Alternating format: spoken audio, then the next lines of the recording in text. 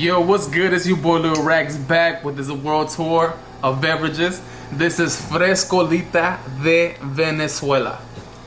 Okay. Here we go. Easy peasy.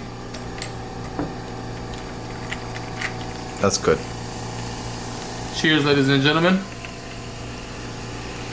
You know your boy Luie Rackz will never steer you wrong. Let's see what we got here.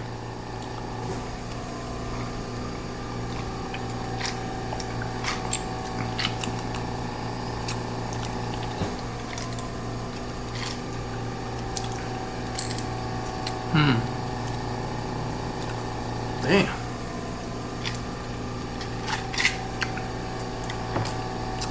I cannot pinpoint what this tastes like. It's nice. It has a fruity taste. Almost like strawberry, kind of cotton candy-ish and stuff like that. It's smooth.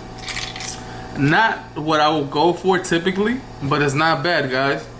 But I give this a 6. Shout out to all my beautiful Venezuelan people out there. Rackz.